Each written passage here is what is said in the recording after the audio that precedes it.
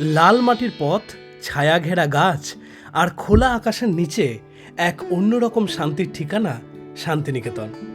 এখানেই স্বপ্ন দেখেছিলেন রবীন্দ্রনাথ ঠাকুর একটা এমন শিক্ষার যেখানে প্রকৃতির কোলে বসেই শেখা যায় জীবনকে। আজ আমি এসে গেছি সেই শান্তিনিকেতনে, যেখানে দূর থেকে ভেসে আসছে বাউলের গানের সুর, মাটির গন্ধে মিশে আছে বাংলার আত্মা।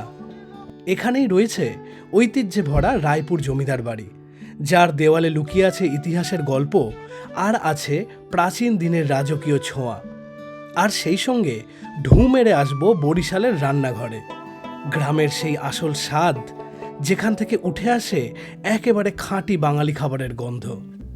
চলুন আজকে এই ভ্লগে আপনাদের নিয়ে ঘুরে দেখি সংস্কৃতি, সুর আর স্বাদের এক অসাধারণ মেলবন্ধন শান্তিনিকেতন।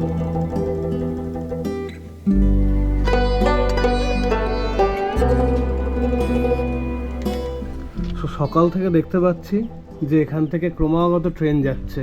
কালকে রাতেও সারাক্ষণ ধরে, রাত থেকে ভোর অবধি সারাক্ষণ ধরে ট্রেনের আওয়াজ হচ্ছিল। আর সকালে জানলাটা খোলা মাত্রই দেখা যাচ্ছে সামনে, একদম সামনে রেল লাইন। সো হ্যালো বন্ধুরা, গুড মর্নিং ফ্রম শান্তিনিকেতন। আজকে আমাদের শান্তিনিকেতনের ডে 2 আর এখন ঘড়িতে বাজে প্রায় 9:20। আর দেখো বাইরে সুন্দর ঝাঁ চকচকে রোদ উঠে গেছে, কি সুন্দর লাগছে। সকালবেলা দেখছিলাম যে গরু ছাগল চড়াতে এসেছিল, বাট ওরা এখন মনে হয় চলে গেছে যেহেতু রোদের তেজটা বেড়ে গেছে। আর আজকে আমরা বেরোচ্ছি, প্রথমে যাব আমরা একটা পুরনো জমিদার বাড়িতে। কি জমিদার বাড়ি সেটা তোমাদের যাওয়ার পর বলবো। আমরা সকালে চা ফা খেয়ে নিয়েছি আর এখন বাইরে হয়তো ব্রেকফাস্ট করব। আর চলো তোমাদেরকে নিয়ে যাই সেই অসাধারণ সুন্দর পুরনো জমিদার বাড়িতে।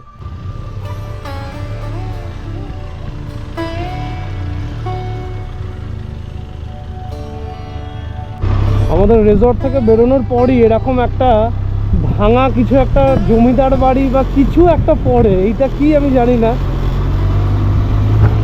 আর সকাল সকাল দেখো এরকম সুন্দর গ্রাম। এটা অনেক বছর আগে না আরও গ্রাম ছিল, গ্রাম বলতে মাটির বাড়ি, মাটির ঘর আর খড়ের চালা, বাট এখন দেখতে পাচ্ছ সব পাকা বাড়ি হয়ে গেছে। তো শান্তিনিকেতন থেকেও কিন্তু আস্তে আস্তে এই যে গ্রামের যে মজা, গ্রামের প্রকৃতি, সেটা কিন্তু আস্তে আস্তে যেন কোথাও উধাও হয়ে যাচ্ছে, শহুরেপনা চলে আসছে আস্তে আস্তে আর শান্তিনিকেতনে।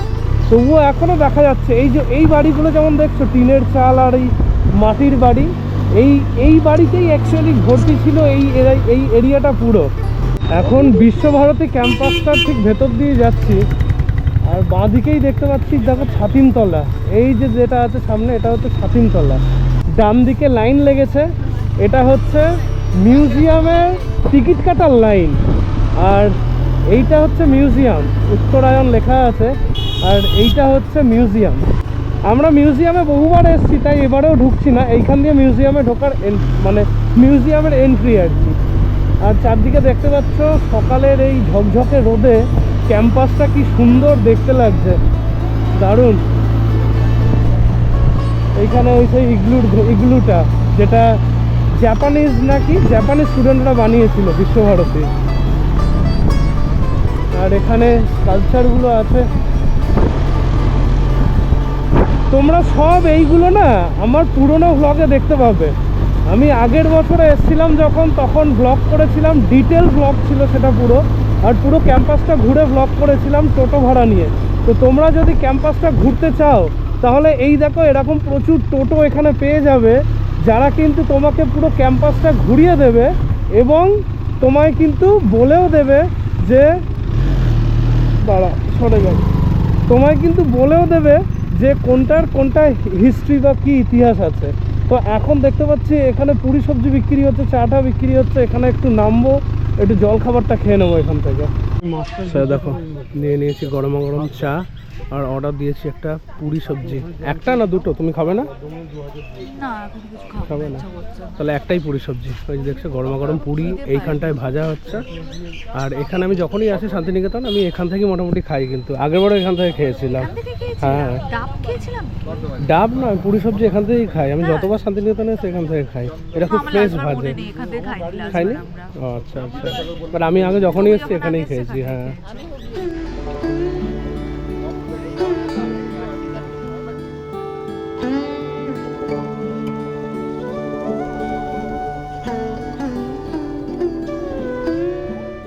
আমরা এখন পৌঁছে গেছি যে জমিদার বাড়িটার কথা বলছিলাম। এই দেখো এখানে লেখা আছে রায়পুর যুব সংঘ। এই গ্রামটার নাম হচ্ছে রায়পুর, খুব ছোট একটা গ্রাম। আর এখানে কিছুটা এরকম চাতাল করা আছে, লেখা আছে রায়পুর সাধারণ ঘণ্টাঘর। আর এইরকম জায়গায় একটা বাইকটা পার্ক করব। আর এই ডান দিকে যেটা দেখতে পাচ্ছ অ্যাম্বুলেন্স দাঁড়িয়ে আছে, এইটা হচ্ছে এন্ট্রি গেট। সো ফাইনালি পৌঁছে গেছি রায়পুর রাজবাড়ি। তোমরা দেখতে পাচ্ছ যে কীরকম ভাঙাচোরা জায়গাটা। আর এইখানে দেখো লেখা আছে ফোঁস ফোঁস, এখানে প্রস্রাব করিবেন না।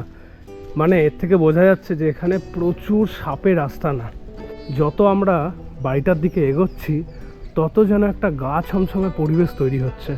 এই দেখো ভেতরটা অনেক বড়, বাইরেটা দেখে ভাববেন না যে ছোট রাজবাড়ি কোনো।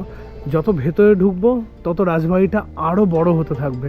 আর ভেতরটা পুরো ভুলভুলাইয়ার মতো। আর এর ইতিহাসটা আমি তোমাদের সঙ্গে শেয়ার করতে থাকবো। আগে যখন আমি এসছিলাম, আগের বছর বা 2 বছর আগে অ্যাকচুয়ালি, তখন কিন্তু আমাকে এন্ট্রি করতে হয়েছিল বা এন্টার নিতে হয়েছিল এইখানে একটা এইরকম, ঠিক এইরকম, বাট এর থেকেও ছোট বলতে পারো, এইটার থেকে একটু বড় একটা ঢোকার জায়গা ছিল। কিন্তু এখন দেখতে পাচ্ছি ওই জায়গাটা কিন্তু বন্ধ করে দেওয়া হয়েছে, জানি না কী কারণে। বাট এই দেখো এই রাজবাড়ির সৌন্দর্য, আলো ছায়ায় এই সুন্দর রাজবাড়ি, যেটাকে অবশ্য ভুতুরে রাজবাড়িও বলা হয়। শান্তিনিকেতন থেকে খুব বেশি দূরে নয়, কিন্তু এখানে দাঁড়ালে মনে হয় আপনি আর 2026 সালে নেই। আপনি দাঁড়িয়ে আছেন 1800 শতকের গ্রাম বাংলায়। এটাই রায়পুর রাজবাড়ি। আজ ভাঙা দেওয়াল, ধসে পড়া বারান্দা, শ্যাওলা ধরা ইট, কিন্তু এক সময় এখানেই ছিল জমিদারি বাংলার এক শক্তিশালী কেন্দ্র। সালটা 1700 শতকের শেষ ভাগ। মেদিনীপুর অঞ্চল থেকে সিনহা জমিদার পরিবার এসে বসতি স্থাপন করে বোলপুরের এই এলাকায়। ব্রিটিশদের পার্মানেন্ট সেটেলমেন্ট 1793 সালের পর জমিদারি ক্ষমতা আরও সুসংগঠিত হয়। এই সময়ের শ্যামকিশোর সিনহার উদ্যোগে গড়ে ওঠে এই বিশাল রাজপ্রাসাদ। প্রায় 60 থেকে 70 একর এলাকা, 5টি পুকুর, ঠাকুর দালান, দরবার হল, প্রজাদের বিচার সভা আর 250 বছরের পুরনো দুর্গাপুজো। রায় উপাধি থেকেই এলাকার নাম হয় রায়পুর। ভাবুন তো, এই উঠানেই বসতো জমিদারের দরবার, এই বারান্দা দিয়েই হয়তো প্রবেশ করতেন ব্রিটিশ আধিকারিকরা, এই ঠাকুর দালানটিতেই ধুনুচি নাচে কাঁপত শরতের রাত। আর তারপর 1901 সাল, কয়েক কিলোমিটার দূরে রবীন্দ্রনাথ ঠাকুর প্রতিষ্ঠা করলেন শান্তিনিকেতনের ব্রহ্মচর্যাশ্রম, যা পরে বিশ্বভারতীতে রূপ নেয়। একদিকে জমিদারির ঐতিহ্যের শেষ অধ্যায়, অন্যদিকে আধুনিক শিক্ষার নতুন সূচনা। রায়পুর রাজবাড়ির সরাসরি রবীন্দ্রনাথের আবাস না হলেও একই ভৌগোলিক ও সামাজিক পরিমণ্ডলের অংশ ছিল। বোলপুর অঞ্চলের জমিদার পরিবার ও ঠাকুর পরিবারের মধ্যে সামাজিক যোগাযোগ ছিল, কারণ এই অঞ্চল তখন দ্রুত সাংস্কৃতিকভাবে জেগে উঠেছিল।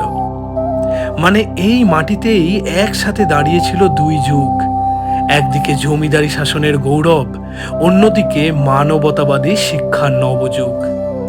স্বাধীনতার পর জমিদারি প্রথা বিলুপ্ত হলো, ক্ষমতা হারালো প্রাসাদ, ধীরে ধীরে নীরব হয়ে গেল সবকিছু।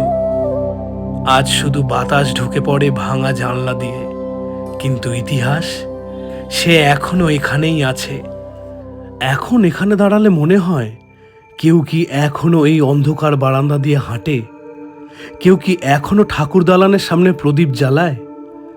লোকমুখে শোনা যায় রাতে নাকি এখানে অদ্ভুত শব্দ হয়, যদিও তার প্রমাণ কিন্তু নেই।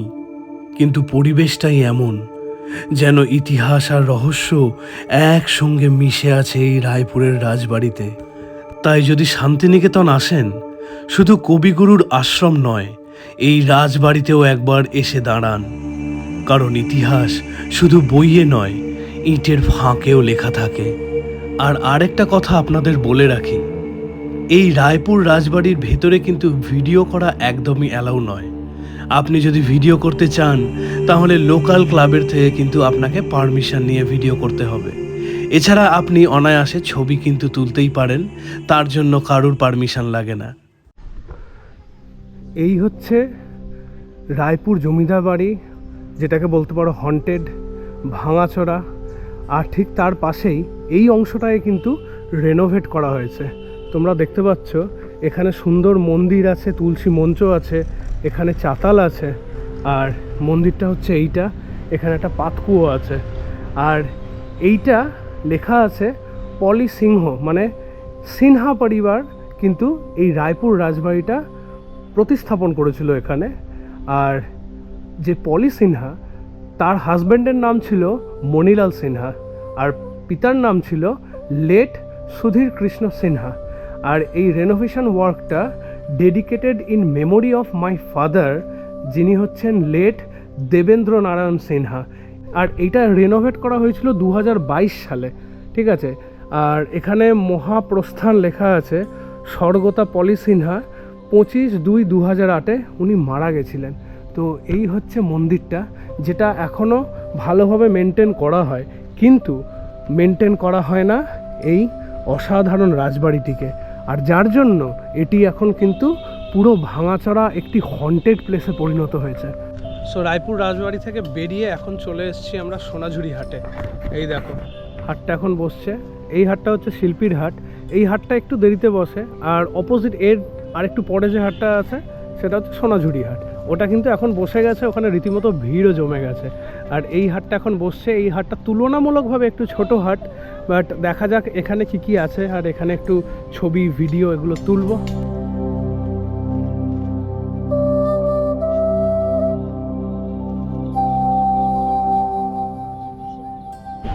সো ঢুকে পড়েছি সোনাঝুরি মার্কেটে, আর সুন্দর সুন্দর ব্যাগ দেখতে পেয়ে গেছি সামনেই। বাহ, এই ব্যাগটা তো খুব সুন্দর। সেম যে ব্যাগটা আছে ব্লু কালারের, ওই ব্যাগটা এটা দারুণ লাগছে ব্যাগটা। ওই ব্যাগটা যেটা আমার ব্লু কালারের না? এটা কত? 250 টাকা। 250 টাকা। আচ্ছা, এটা কি কি দিয়ে বানানো দিদি? জুট আর লেদার। আচ্ছা, বাহ, সুন্দর ব্যাগ। 250 টাকা দাম। ভালো কিন্তু 250 কত ভালো ভালো, হ্যাঁ, কত ভালো ভালো ব্যাগ আছে এখানে। ওখানে চুড়ি ট্রাই করছে ও। কালকে ট্রাই করেছিল, বল কাটকে খাতে অনেক বড় হচ্ছিল, তো আজকে একটু ডিফারেন্ট সাইজ। হ্যাঁ, এটাও ঠিক আছে, কিন্তু এটার আলাদা ডিজাইন আছে এই সাইজের। বাহ, এটা ঠিক আছে। কত টাকা? দেখি কোনটা নিলে, দেখি 100 টাকা দাও। হ্যাঁ, দিয়ে দিচ্ছি। এই যে এইটা ফাইনালি নিয়েছে, সুন্দর লাগছে। আরেকটা এইটা, দুটো চুড়ি নেওয়া হয়েছে। কত করে নিল? 50, মানে 50-50-100 নিল এটা। ভালো লাগছে পরে থাকে। হ্যাঁ, এটা বেশ ভালো লাগছে পরে। এগুলো 20 টাকা। আর কি দেখছো, কাঠের চামচ? অত ছোট? এগুলো 20, এগুলো ওটা কি 10 টাকা। নুন তোলার জন্য নাকি? নুন চিনি তোলার জন্য? এটা বেশ সুন্দর লাগছে। এগুলো 20 টাকা করে। বাহ, দারুণ। বাহ। আর এই দুটো নেওয়া হয়েছে, বাই দ্য ওয়ে, এই দুটো নেওয়া হয়েছে, দুটো 50-50 করে নিয়েছে না? এই যে এই দুটো। এগুলো হচ্ছে গ্লাস ঢাকা, দেখো গ্লাসে ঢাকা। হ্যাঁ, গ্লাস ঢাকা এটা, রাইট। এখানে অনেক জিনিস আছে। ইভেন আগের বছর আমরা যখন শান্তিনিকেতন এসেছিলাম তখনও আমরা ট্রে নিয়েছিলাম, আরও কিছু জিনিস নিয়েছিলাম না? আর এখানে নামটামও লেখা হয়, চাবি রিংয়ে নাম লেখা হয়, এইসব এগুলোর নাম লেখা হয়। আবার আজকে দাদার সাথে দেখা হয়ে গেল, আর একটা রাবড়ি খাচ্ছি। আচ্ছা, হালকা ঠান্ডা দাও। হ্যাঁ, রাবড়িটা বেশ ভালো ছিল। দই।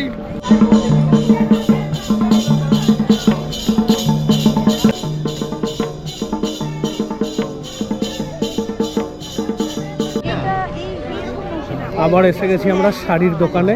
কালকে যে দোকানটা থেকে শাড়ি দেখছিলাম ওই দোকানটাতে আবার চলে এসেছি এই আশায় যে শাড়িটা খোঁজা হচ্ছিল সেরকম শাড়ি পাওয়া যায় কিনা।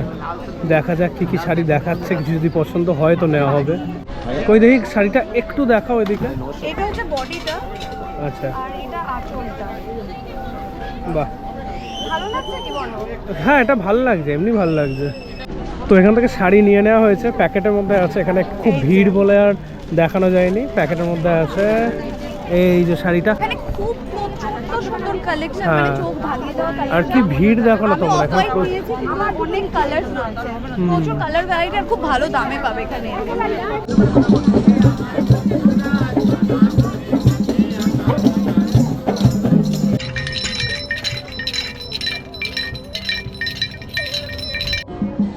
চাতক প্রায়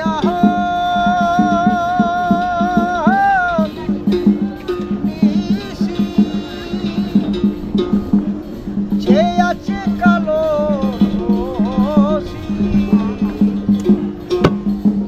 আমি হব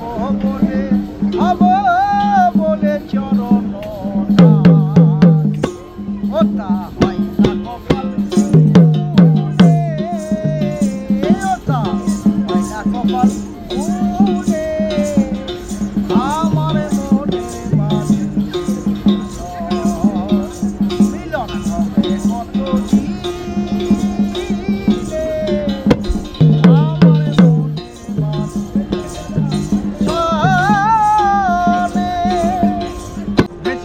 কতই রঙে দুজনের সঙ্গে হবে দেখা শোনা দুজনের সঙ্গে হবে দেখা শোনা আমায় বলে মন্দ বলবে লোকে বিরহে তার প্রাণ বাঁচে না আমায় বলে মন্দ বলবে লোকে বিরহে আর প্রাণ বাঁচে না দেখেছি সাগরে মনে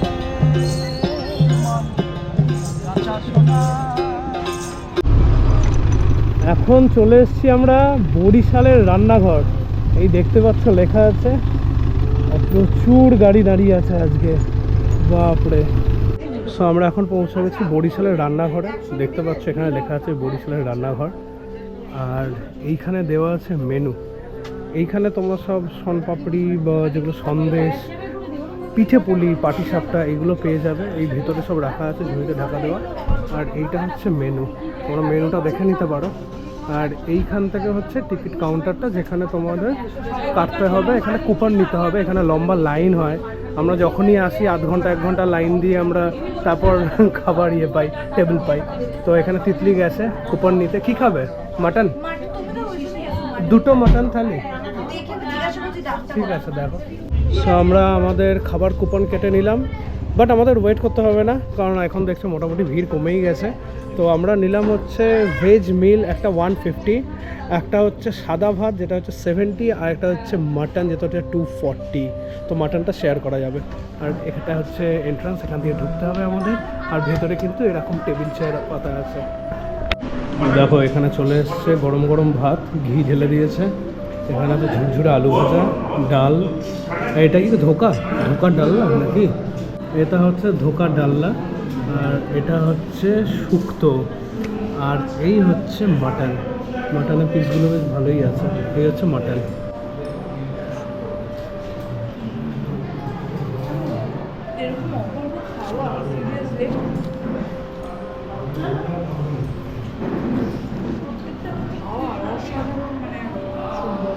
পূর্ববঙ্গের যে খাবার, অথেন্টিক খাবার, সেটা হচ্ছে এইটা। দারুণ, জাস্ট ফাটানো।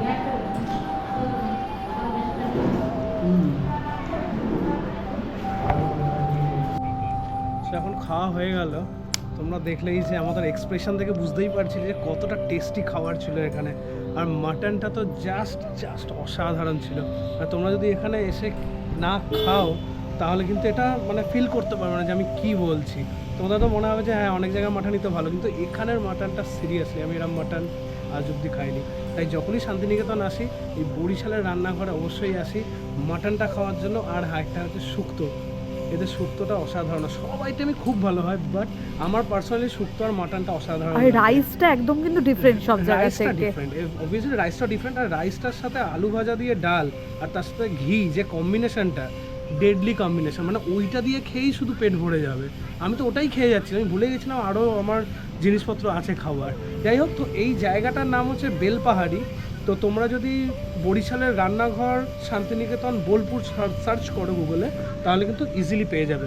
আর বোলপুর থেকে এই জায়গাটার ডিস্টেন্স খুব কম, মানে ধরে নাও 15 থেকে 20 মিনিটের মধ্যে তোমরা এখানে আরামসে চলে আসতে পারবে, বোলপুরের ভেতরে যদি কোনো হোটেলে তোমরা স্টে করো। তো সরি, নামটা আমি ভুল বলেছিলাম।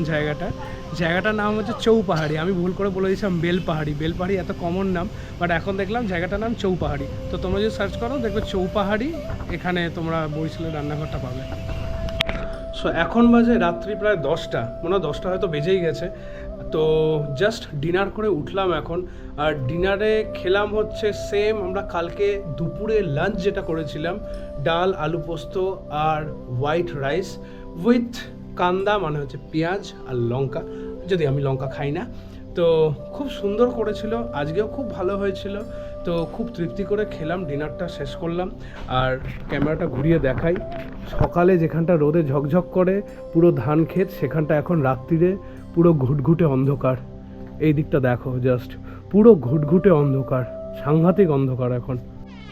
তো এখানে যে সিকিউরিটি গার্ড আছেন উনি লাইটটা অফ করে দিলেন, তাই আমি আমার রুমে ঢুকে গেলাম। তো তোমাদের যেটা বলছিলাম, ওই যিনি বাউল আছেন ওনাকে আমি অনেক ছোট থেকে দেখে আসছি। আমি যখন থেকে শান্তিনিকেতনে আসি, মানে আমার কলেজ লাইফ থেকে, তো 12 বছর আগে যখন আমি এসেছিলাম শান্তিনিকেতনের সোনাঝুরি হাটে, তখনও ওনাকে দেখেছিলাম। আর ওনার গান শুনে সত্যি মুগ্ধ হয়ে গেছিলাম। তো এবারেও ওনার মুখ থেকে আমরা গান শুনলাম। আর সত্যি কথা বলতে কি, বাউল গান না শুনলে না শান্তিনিকেতন আসাটা যেন সার্থক হয় না। ভ্লগটা আমি এখানেই শেষ করছি। আশা করছি তোমাদের ভ্লগটা বেশ ভালোই লাগবে। যদি ভালো লাগে তো অবশ্যই লাইক করো, কমেন্ট করো, শেয়ার করো। আর যদি চ্যানেলে নতুন হও তো প্লিজ সাবস্ক্রাইব করে দিও, কারণ আরও অনেক অনেক ভ্লগ আসতে চলেছে এরপরে, কারণ আমার ঘুরতে যাওয়ার লেগেই থাকে। শান্তিনিকেতন ভ্লগ আজকে এখানেই শেষ হলো, শান্তিনিকেতনের হোটেলে। চলো tata, good night, bye, take care, সবাই ভালো থেকো। আর ওয়েট করো নেক্সট ব্লগের জন্য। টাটা।